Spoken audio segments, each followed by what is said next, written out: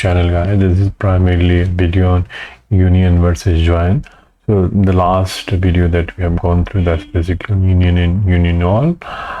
So now in this example, what I'll do, I'll take you there. I'll start the basics. This is how this union and join works together. So we'll just quickly thus also summarize in some way how union and union works. Let me just quickly. So this one, right? This is union. This is union, or just to make it and what is union all again. So there's no difference if there are unique rows. Okay. You can always alias with the column name. So what we'll do, we'll work back one more here. Select union, and that's union all, and then we come into join quickly. So this is union all. Okay, and now in the second case we'll have only union. And then we just run quickly. So now you see, right? For the more detail, you can always watch the other video that I have already posted on union all. But you look at, right, union all, it doesn't do anything. Whatever data occurs, you just by row, it just add up. So there are 3 rows, you get a 3 rows output. It does nothing. But union, in a way, just picks the unique list. Okay, so 23 is a duplicate. You just say 23 and 45. Why is it important? Because in few cases we have multiple data, same metadata, multiple data sources coming up. That way you can use the second scenario. If you want to filter there itself, you can just apply there and maybe dump into your staging table or next set of staging table. Yeah.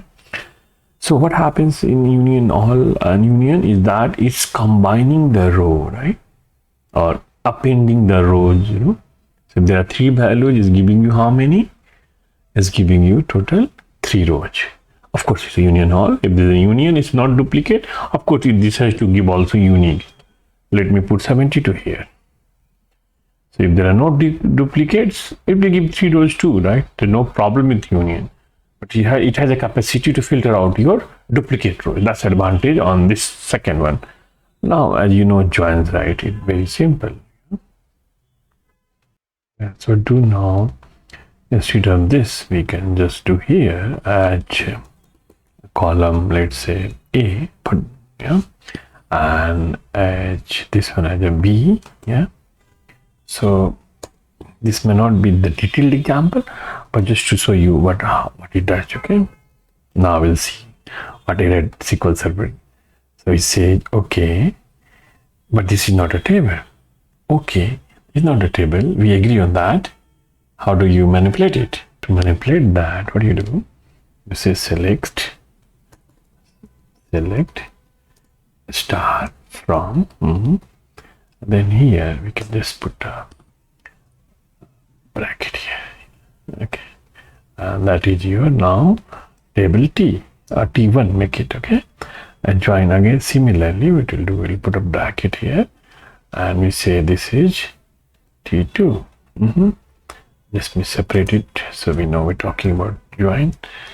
Otherwise it will create confusion. So now we say, so now we have a table T1, but you have to combine it too. Yeah, T1 on something or T2 on something. Okay, but for now we can just say a simplistic scenario. Okay, give me a second.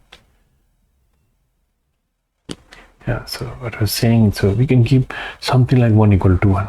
Okay, I'm just trying to force the output. Okay, my primary agenda not to show the joining condition here. So what happens with joins? It combines 2 columns and gives you the output. That was the intention behind showing rather than an actual table. Okay, so this was a condition I intentionally tried this because I just wanted to show you what output you get, and the purpose to show you just the columns are combined. Now I look at the actual condition in the next one. What I'm trying to do, I'm just putting 23. I want this is called inner join in SQL Server. So I'm trying to join on this value now, and let's see what happens here. I'm drawing on actual number to be able to join on 23 versus 23. Now you make it 23 or maybe 32. So now we know it doesn't match this condition is false. What happens? You get something or you get null null? Nothing. Okay. So now in this scenario, nothing matches. But here comes a join called left join. Okay. What happens if I put left join? Yeah? What if happens now? The inner join, if the data on the either side needed to match, that's 23, 23, and then only it gives the output. Yeah. The left join is not required. Name suggests this is your left hand side. 32 has to come. Yeah, then we'll see what happens. And that's the reason I'm not putting a filter on where at the moment. I just want to show what happens when you do that. 32, it's unable to match. What happens? If it doesn't match, on the right hand side is giving you null. Similarly, what are the first learning that you're gonna, with the join, your columns are combined, with the unions, rows are combined, and that's the primary you're gonna look at. Okay. Now you right join, and you can guess the output. What it would be? Let's run both in parallel. Left join, right join in parallel, and what happens? So again, now 23 is given to you, but since it didn't found a match, on the left hand side, it just assign a null to that column A. So that's how it works. Okay. But what happens if even with the left join, I just put 23? You'd be very interested to know what the output comes. How a left join can act as an inner join. That's important. Yeah. To do that, what we'll do now, we can also run that. We'll run both one. Okay, one moment. We'll do this one, this inner join, and we're also running parallel your join, normal join. Okay.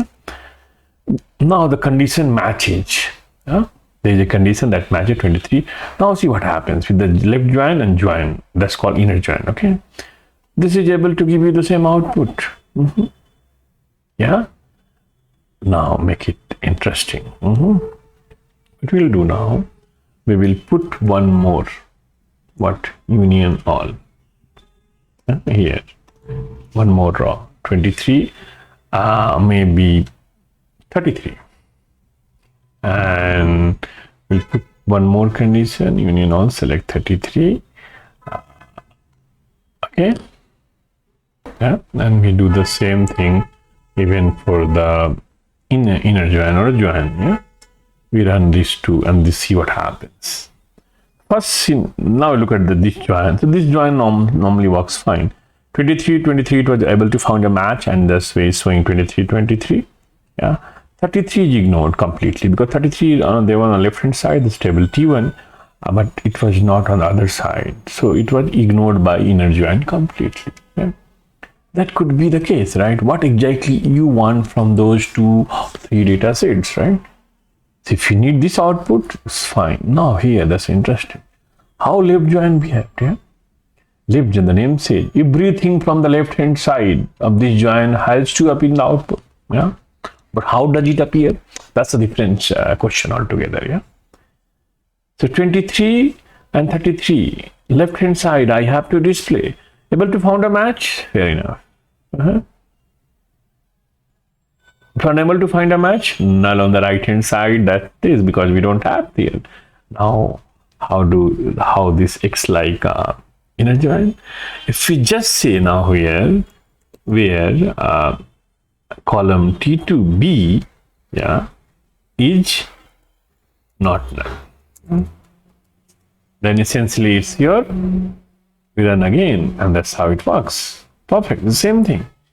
Now, but you would be interested in this scenario that whatever on the left side which doesn't match, I want those ones only, please. Okay, that's a useful scenario for the left join. Yeah, so you know it was 23, 23. Since basing, just give me that. Okay, that has not found any match on the right hand side, and thus it is null on the right hand side. Yeah.